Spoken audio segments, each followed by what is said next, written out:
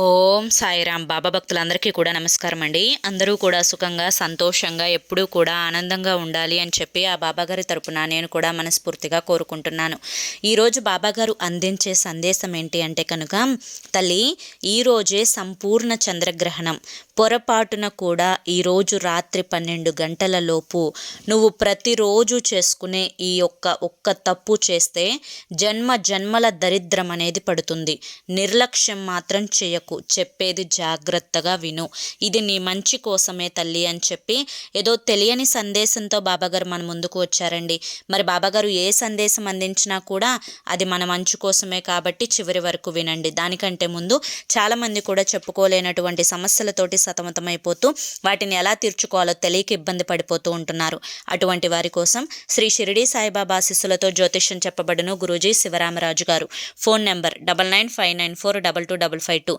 మీరు ఇప్పటి వరకు ఎన్నో చోట్ల జ్యోతిష్యం చెప్పించుకొని విసిగిపోయి ఉంటే ఒక్కసారి ఈ స్క్రీన్ మీద కనిపిస్తున్న నెంబర్కి కాంటాక్ట్ అవ్వండి. ప్రేమ, పెళ్లి, ఉద్యోగం, రాజకీయం, సంతానం లేక ఇబ్బంది పడుతున్న, భార్యాభర్తల మధ్య గొడవలున్నా, అప్పుల సమస్యలున్నా, శత్రువుల సమస్యలున్నా, ఎటువంటి సమస్యలకైనా కానీ గురువు గారి దగ్గర రోజులలోనే పరిష్కారం దొరుకుతుంది. భార్యాభర్తల మధ్య వశీకరణ, స్త్రీ మరియు పురుషుల మధ్య వశీకరణ 100% జరపబడును. ఎటువంటి సంతాన సమస్యలకైనా కానీ గురువుగారి దగ్గర చక్కటి పరిష్కారం దొరుకుతుంది. గురువుగారికి 50 సంవత్సరముల అనుభవం ఉందండి. మాకున్నటువంటి ఎన్నో రకాలైన సమస్యలను గురువుగారు రోజులలోనే తీర్చారు. అలాగే మీకున్నటువంటి ఏ సమస్యకైనా కానీ గురువుగారు రోజులలోనే పరిష్కారాన్ని అయితే చూపిస్తారు. ఎన్నో ప్రయత్నాలు చేసి విసిగిపోయి ఉంటే చివరి ప్రయత్నం అనుకొని ఒక్కసారి ఈ నెంబర్కి అయితే కాంటాక్ట్ అవ్వండి. గురువుగారి దగ్గర చక్కటి పరిష్కారం అనేది మీకున్నటువంటి ప్రతి సమస్యకు కూడా దొరుకుతుందన్నమాట. ఇక ఆలస్యం చేయకుండా వీడియోలకైతే వెళ్ళిపోదాం. తల్లి, ఈరోజే సంపూర్ణ చంద్రగ్రహణం. నేను నీకు ప్రతిరోజు కూడా అనేక రకాలైన కష్టాలను, పరిస్థితులను తట్టుకునే విధంగా ఎన్నో రకాలైన సందేశాలతోటి నీకు మనోధైర్యాన్ని పెంచుతూ ఉంటాను. అయితే కొన్ని గ్రహాలకు, కొన్ని గ్రహణాలకు మనం తల వంచక తప్పదు. ఎందుకు అంటే మనం పడుతున్న కష్టాలకు, బాధలకు, సమస్యలకు తెలిసో తెలియకో మనం చేసే కొన్ని తప్పులైతే కారణం అయి ఉండవచ్చు. తల్లి, నేను చెప్పే ప్రతి మాట కూడా నీ మంచి కోసమే అని నువ్వు నమ్మినట్లయితే నేను చెప్పేది జాగ్రత్తగా వినే ప్రయత్నం చేయి. బిడ్డ, ఈ 2026 సంవత్సరంలో మొట్టమొదటి చంద్రగ్రహణం ఈరోజు ఏర్పడబోతోంది.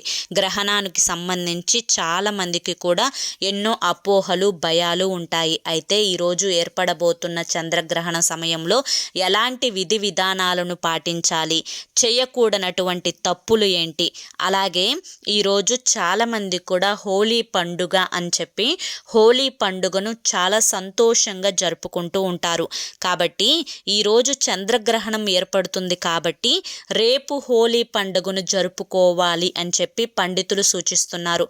ముందుగా నేను చెప్పే ఈ మాటలన్నీ కాసేపు నువ్వు కళ్ళు మూసుకొని శ్రద్ధగా వినే ప్రయత్నం చెయ్యి. ఈరోజు మంగళవారంతో పాటుగా పాల్గొన పౌర్ణమి అంటే లక్ష్మీ జయంతి, అంటే లక్ష్మీదేవి పుట్టినరోజు కూడా కలిసి వచ్చింది. ఈ పాల్గొన పౌర్ణమి రోజే లక్ష్మీదేవి జన్మించింది. కాబట్టి ఈరోజు ప్రతి ఒక్కరూ కూడా పూజా గదిలో ఒక చిన్న నెయ్యి దీపాన్నైనా వెలిగించి లక్ష్మీదేవిని పూజించుకోవాలి. ఇలా పూజ చేయడం వల్ల ఆర్థిక సమస్యలు, అప్పుల బాధలన్నీ కూడా వెంటనే తొలగిపోతాయి. అయితే ఈరోజు చంద్రగ్రహణం ఏర్పడుతుంది కాబట్టి ఉదయం 10 గంటల లోపే ఇంట్లో పూజాది కార్యక్రమాలు ముగించుకొని పూజా గదినైతే మూసివేయాలి. అయితే ఈరోజు చంద్రగ్రహణ సమయం 3:21 నుంచి సాయంత్రం అంటే మధ్యాహ్నం 3:21 నుంచి సాయంత్రం 6:48 వరకు ఉంటుందన్నమాట. కాబట్టి ఈ సమయంలో జాగ్రత్తగా ఉంటే సరిపోతుంది. కానీ గ్రహణానికి ముందే సూతక కాలం ఏర్పడుతుంది కాబట్టి మధ్యాహ్నం 12 గంటల లోపే ప్రతి ఒక్కరూ ఆహారం తినేయాలి. సాధారణంగా గ్రహణ సమయంలో భూమిపైన రేడియేషన్ ఎక్కువగా ఉంటుంది. ఇది చంద్రగ్రహణం కాబట్టి రేడియేషన్ ప్రభావం అంతగా ఉండదు. కానీ గర్భిణీలు మాత్రం కొంచెం జాగ్రత్తగానే ఉండాలి. గ్రహణ సమయంలో గర్భిణీలు ఎట్టి పరిస్థితులలో కూడా బయటకి రాకుండా ఉండాలి. అలాగే ఇంట్లోకి వెలుతురు పడకుండా ఇంటి తలుపులు, కిటికీలు వేసుకోవాలి. ఇక ఈ చంద్రగ్రహణం రోజున ప్రతి ఒక్కరూ కూడా గ్రహణ సమయం ప్రారంభమయ్యే ముందు పట్టు స్నానం, గ్రహణ సమయం విడిచిన తరువాత విడుపు స్నానం చేయాలి. ఈ యొక్క గ్రహణ సమయ పట్టు విడుపు స్నానాలు చేసేటప్పుడు ఎట్టి పరిస్థితులలో కూడా సబ్బులు కానీ షాంపూలు కానీ ఉపయోగించకూడదు. పట్టు స్నానం అలాగే గ్రహణం పూర్తయిన తర్వాత విడుపు స్నానం చేసిన తర్వాత ఈ యొక్క చంద్రగ్రహణం ప్రారంభమయ్యే ముందు అంటే మధ్యాహ్నం 3 గంటల సమయంలో తల స్నానం చేయండి. అలాగే ఈరోజు సాయంత్రం గ్రహణం పూర్తయిన తర్వాత సాయంత్రం 6:50 తర్వాత విడుపు స్నానం చేస్తే సరిపోతుంది. అయితే ఇలా 2 సార్లు తలస్నానం చేయలేని వారు గ్రహణం పూర్తయిన తరువాత ఒక్కసారి విడుపు స్నానం చేస్తే సరిపోతుందన్నమాట.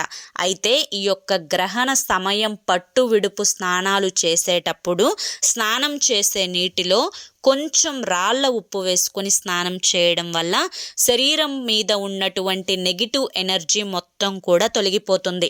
ఇక ఈ రోజున తినే ఆహార విషయంలో చాలా జాగ్రత్తగా ఉండాలి.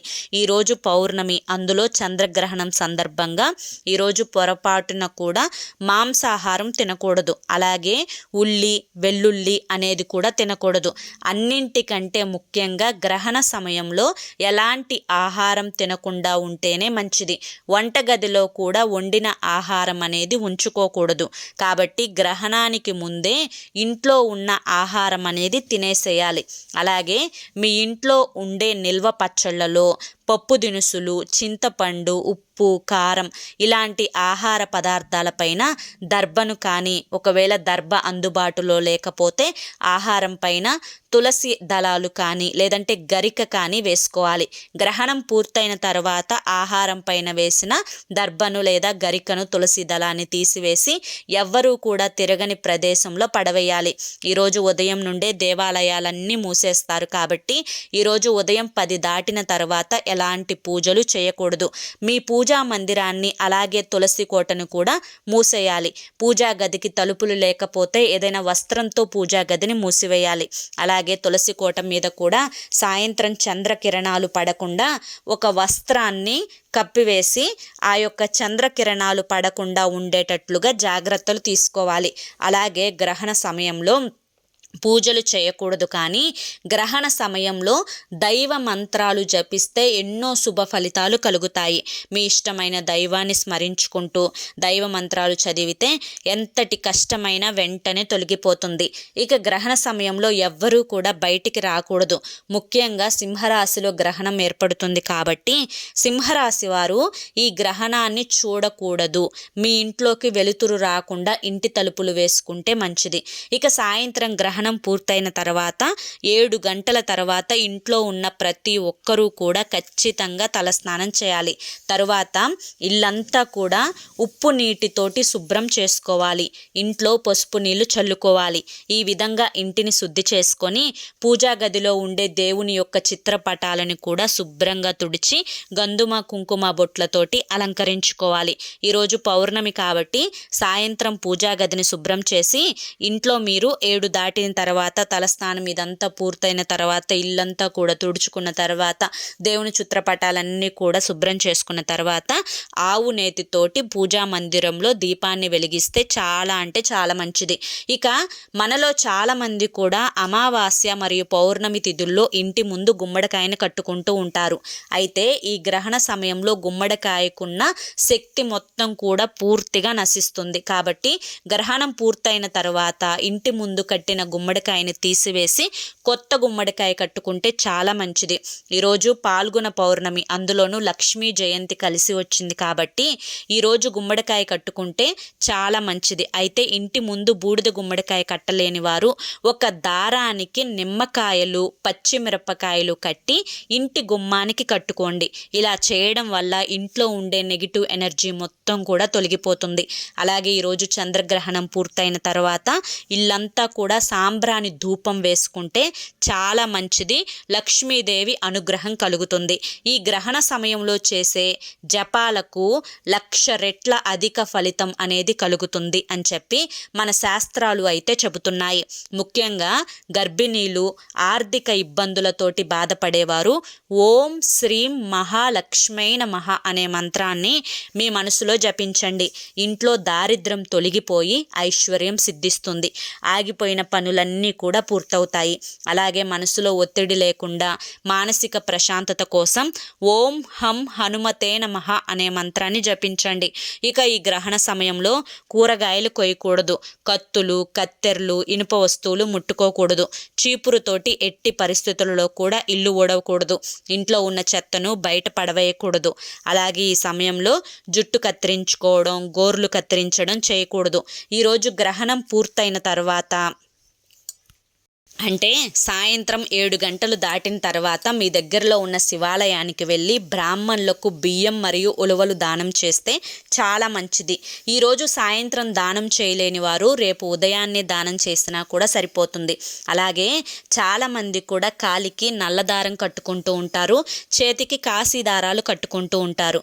అయితే గ్రహణం పూర్తయిన తర్వాత మీ చేతికి అలాగే కాలికి ఉన్న దారాన్ని తీసివేసి కొత్తవి కట్టుకోండి. ఈ యొక్క చంద్రగ్రహణం ప్రభావం అనేది ముఖ్యంగా 4 రాసుల మీద ఉంటుంది. అందులో మొట్టమొదటి రాశి సింహరాశి, తరువాత వృషభ రాశి, మకర రాశి, కన్యా రాశి. ఈ 4 రాసుల వారికి ఈ నెలంతా చిన్న చిన్న అనారోగ్య సమస్యలు, ఆర్థిక సమస్యలు వెంటాడతాయి. కాబట్టి గ్రహణ దోషాల నుండి తప్పించుకోవాలి అంటే ఈ 4 రాసుల వాళ్ళు బ్రాహ్మణులకు తప్పనిసరిగా దానం చేయాలి. ఇక ఈ రోజున పాల్గొన పౌర్ణమి కాబట్టి ప్రతి ఒక్కరూ మీ ఇంటి గుమ్మం బయట తప్పనిసరిగా అష్టదళ పద్మం ముగ్గును వేసుకోండి. మీ ఇంట్లోకి వెంటనే లక్ష్మీదేవి అడుగు పెడుతుంది. అలాగే ఈరోజు లక్ష్మీ జయంతి సందర్భంగా ఉదయాన్నే ఇంట్లో దీపారాధన చేసి ఆడవారు ఇంట్లో పాలు పొంగించి లక్ష్మీదేవికి నివేదించండి. ఈ రోజున ఉదయం వేళ కుదరని పక్షంలో సాయంత్రం 7 గంటలు దాటిన తర్వాత అన్నీ శుభ్రపరచుకున్న తర్వాత అయినా కానీ ఇంట్లో పాలు పొంగించి లక్ష్మీదేవికి నివేదించి చక్కగా ఆవు నేతితోటి దీపారాధన చేస్తారు. వారి ఇంట సిరి సంపదలకు, ధనధాన్యాలకు లోటు లేకుండా మీ ఇంటిపై లక్ష్మీ కటాక్షం ఉంటుంది. ఇక ఈ రోజున ఎవ్వరికి కూడా డబ్బు ఇవ్వకండి. ఈ రోజున ఎవరికైనా డబ్బులు ఇస్తే అవి తిరిగి రావడం చాలా కష్టంగా మారుతుంది. ఇక ఈ రోజున పొరపాటున కూడా దూర ప్రయాణాలు చేయకూడదు. ఈ గ్రహణ సమయంలో చిన్నపిల్లలని బయటకు పంపకండి. ఈ సమయంలో వెలువడే హానికరమైన రేడియేషన్ కిరణాల వల్ల అనారోగ్య సమస్యలు ఏర్పడతాయి. గ్రహణ సమయంలో పిల్లలకి ఆహారం కూడా పెట్టకూడదు. అయితే ఆకలితో ఉండలేని పిల్లలకి మీరు తినే ఆహారం పైన గ్రహణానికి ముందే దర్భను వేయండి. దర్భ వేసిన ఆహారాన్ని మాత్రమే గ్రహణ సమయం తర్వాత స్వీకరించాలి. అలాగే గ్రహణ సమయంలో టీవీలు మరియు మొబైల్ ఫోన్లు ఎక్కువగా చూడకండి. ఈ సమయంలో భూమిపైన రేడియేషన్ ఎక్కువగా ఉంటుంది కాబట్టి టీవీలో, మొబైల్ ఫోన్లు చూస్తే మానసిక ప్రశాంతత లేకుండా ఒత్తిడి పెరుగుతుంది. అలాగే గ్రహణం పూర్తయిన తర్వాత చిన్నపిల్లలకు మిరపకాయలతోటి దిష్టి తీసివేయాలి. ఇలా చేయడం వల్ల దిష్టి దోషాలన్నీ కూడా తొలగిపోతాయి. అలాగే గ్రహణం అయిన మరుసటి రోజు అంటే రేపు ఉదయాన్నే శివాలయానికి వెళ్ళి ఆవు పాలతోటి కానీ, ఆవు పెరుగుతోటి కానీ పరమేశ్వరునికి అభిషేకం చేయండి. చాలా మంచిది. పాలతో లింగాన్ని అభిషేకం చేయడం ద్వారా ఆ పరమేశ్వరుడి అనుగ్రహంతో గ్రహ దోషాలన్నీ తొలగిపోతాయి. అయితే శివునికి అభిషేకం చేయలేని వారు శివ పంచాక్షరి మంత్రాన్ని జపించండి. ఇక రేపు బుధవారం నాడు హోలీ పండుగ అనేది జరుపుకుంటే చాలా మంచిది. చాలామంది కూడా గ్రహణం అంటే అది మామూలుగా ఏర్పడేదే కదా, ప్రతి సంవత్సరం వచ్చేదే కదా, ఆకాశంలో అనేక రకాలైన మార్పులు జరుగుతూ ఉంటాయి. ఇటువంటి నియమాలన్నింటినీ కూడా పాటించాలా, ఈ విధంగా పాటించకపోతే ఎటువంటి నష్టమైనా జరుగుతుందా అని చెప్పి అనుకుంటారు. వీటన్నింటినీ మూఢనమ్మకాలుగా కొట్టిపడేస్తూ ఉంటారు. కానీ సైంటిఫిక్గా చూసుకున్నా కూడా గ్రహణ సమయంలో భూమి మీదకి రేడియేషన్ అనేది ఎక్కువగా ఉంటుంది. మనకి వెనకటి రోజుల్లో గమనించుకున్నట్లయితే రోకలి బండని గమనించుకున్నట్లయితే రోలులో రోకలి బండను గ్రహణ సమయంలో నిలబెట్టి నిలబెడితే ఏ సహాయం లేకుండా, ఏ ఆధారం లేకుండా ఆ రోకలి బండ ఆ రేడియేషన్ ఎఫెక్ట్ తోటి అలాగే నిలబడిపోతుంది నిటారుగా. కాబట్టి ఆ యొక్క రేడియేషన్ ఎఫెక్ట్ అనేది గర్భిణీ స్త్రీలు తమ యొక్క కడుపులో ఉండే పిండం మీద పడి అనేక రకాలైన లోపాలతోటి పుట్టబోయే శిశువు జన్మించే అవకాశం ఉంటుంది. కాబట్టి గ్రహణ సమయంలో గర్భిణీ స్త్రీలను బయటికి రాకూడదు అంటారు. అలాగే వెనకటి రోజుల్లో ఆహారాన్ని ఆకులతోటి ఈ యొక్క గ్రహణ సమయంలో కప్పి ఉంచేవారు. ఆ ఆకుల మీద రేడియేషన్ ఎఫెక్ట్ అనేది పడేది. కానీ ఇప్పుడుండే సిమెంట్ గోడలు అలాగే కాంక్రీటు వల్ల గ్రహణం ఎఫెక్ట్ అనేది అంతగా పడదు. కాబట్టి మనం ఆహారంలో దర్భ వేసుకుంటే సరిపోతుంది అని చెప్పి మన పండితులు చెప్తున్నారు. అలాగే ఈ యొక్క గ్రహణ సమయంలో ఈ యొక్క చిన్న చిన్న ఆ యొక్క నియమాలు అంటే దైవనామ స్మరణ అనేది చేసుకోవడం. గ్రహణ కాలం అనేది పుణ్యకాలం. ఈ యొక్క పుణ్యకాలంలో పూజలు చేయకూడదు, కానీ దైవనామ స్మరణ, ఇష్ట దైవ నామాన్ని స్మరించుకోవడం వల్ల ఎంతో గొప్ప పుణ్య ఫలితం లభిస్తుంది అని చెప్పి మన శాస్త్రాలు చెబుతున్నాయి. కాబట్టి ఈ చిన్న చిన్న నియమాలను పాటించుకోవాలి. గ్రహణ సమయంలో మనకి అంటే ఆహారాన్ని అరాయించుకునే శక్తి అంటే డైజెషన్ పవర్ అంటాం కదా, ఆ యొక్క డైజెషన్ పవర్ అనేది చాలా వీక్ అయిపోతుందన్నమాట. ఇలా వీక్ అయిపోయిన క్షణాలలో మనం కొంచెం ఎక్కువ అరుగుదల శక్తి అంటే మనకు అరుగుదల శక్తి అనేది కాస్తంత క్షీణిస్తుంది. అటువంటి సమయంలో స్వల్పాహారం, తేలికపాటి ఆహారం, తేలికగా అరిగిపోయే ఆహారాన్ని తినాలి. ఈ విధంగా తినడం వల్ల మన పొట్టకి కూడా చాలా మంచి జరుగుతుంది. మనం తిన్న ఆహారం అనేది చాలా ఈజీగా అరుగుదల అయిపోతుంది అనమాట. అందుకనే గ్రహణ సమయంలో ఇప్పుడు మనం ఉదయం పూట రాజులాగా తినాలి అంటారు, మధ్యాహ్నం పూట రాణిలాగా తినాలి అంటారు, సాయంత్రం పూట బిచ్చగాళ్ళ తినాలి అంటారు. అంటే మనకి సూర్యుడు ఉన్నప్పుడు అరుగుదల శక్తి ఎక్కువగా ఉంటుంది. సూర్యుడు ఎప్పుడైతే అస్తమించే టైం అవుతుందో ఆ 6 గంటల కల్లా మన భోజన కార్యక్రమం అనేది ముగించేసేవాళ్ళు మనకు వెనకటి రోజుల్లో. ఎందుకు అంటే కనుక సూర్యుడు వెళ్ళిపోయిన తర్వాత మనకి అరుగుదల శక్తి అనేది తక్కువైపోతుందన్నమాట. కాబట్టి వీలైనంత వరకు సూర్యుడు అస్తమించే లోపే వెనకటి రోజుల్లో సాయంత్రం భోజనం అనేది ముగించుకునేవాళ్ళు. అలాగే గ్రహణ సమయంలో కూడా మనకి ఆ యొక్క అరాయించుకునే శక్తి అనేది పూర్తిగా తగ్గిపోతుంది. కాబట్టి ఎక్కువ శక్తి పోషకాలు అంటే ఎక్కువ బలాన్ని ఇచ్చేవి, ప్రోటీన్ ఉన్నవి అనేవి తినకూడదు అని చెప్పి మనకి సైంటిఫిక్గా ఉంటుందన్నమాట. ఈ యొక్క రేడియేషన్ అనేది మన యొక్క శరీరం మీద అనేక రకాలైన అనారోగ్య సమస్యలను తీసుకొచ్చే కణాలను విడుదల చేస్తూ ఉంటుంది. కాబట్టి గ్రహణ సమయంలో బయటికి రాకూడదు అని చెప్పి అంటారు. ఇలా సైంటిఫిక్గా తీసుకున్నా కూడా గ్రహణం అనేది మనకి అంత మంచిది కాదు. కాబట్టి మూఢనమ్మకాలుగా తోసిపడవేసేయకుండా మన పెద్దలు ఏది చెప్పినా కూడా మనకు అది చద్దన్నం మూట అన్నమాట. అంటే మనకు అంత మంచి చేస్తుంది. కాబట్టి ప్రతిదీ కూడా మనం ఆచరించాలి, పాటించాలి. ఇవన్నీ ఆచరించారు, పాటించారు కాబట్టే వెనకటి రోజుల్లో అంత ఆరోగ్యంగా ఆనందంగా ఉండేవాళ్ళు. ఇప్పుడేమో నమ్మకూడని విషయాలను నమ్ముతూ నమ్మాల్సిన విషయాలను ఏముందిలే మూఢనమ్మకాలు అని చెప్పి తోసిపడేస్తున్నారు. కాబట్టి మనం ఇటువంటి పరిస్థితుల్లో బ్రతుకుతున్నాం. కాబట్టి ఆచరించాల్సిన విషయాలను ఆచరించండి, ఆచరించకూడనటువంటి విషయాలను ఆచరించకండి. పెద్దల మాటను ఎప్పుడూ కూడా తొక్కి పడవేయకండి. అర్థమైంది కదా. మరి బాబాగారు ఈరోజు ఏ ఉద్దేశంతో మనకి ఈ సందేశాన్ని అందించారో మీరు పూర్తిగా గ్రహించారని చెప్పి అనుకుంటున్నాను. ఈ యొక్క వీడియో మీ అందరికీ కూడా నచ్చింది అనుకుంటున్నాను. ఈ వీడియో మీ అందరికీ కూడా నచ్చింది, అర్థమైంది అని చెప్పి ఈ వీడియోకి మీరు ఖచ్చితంగా ఒక లైక్ ఇవ్వండి, నచ్చింది అని చెప్పి అనిపిస్తే. అలాగే మరి కొంతమంది బాబా భక్తులకు, మీ మిత్రులకు, శ్రేయోభిలాషులకు ఈ వీడియోని షేర్ చేయండి. మొదటిసారి మన సాయి పిలుపు ఛానల్లోకి వచ్చినట్లయితే మన ఛానల్ని సబ్స్క్రైబ్ చేసుకొని సపోర్ట్ చేయండి. మరి రేపు మరొక మంచి వీడియోతోటి మళ్ళీ కలుసుకుందాం. అంతవరకు కూడా బాబా గారి యొక్క ఆశీస్సులు మీ మీద, మీ కుటుంబ సభ్యుల మీద ఎల్లకాలం ఉండాలి అని చెప్పి మనస్ఫూర్తిగా కోరుకుంటూ సర్వేజన సుఖినో భవంతు. ఓం సాయిరామ్.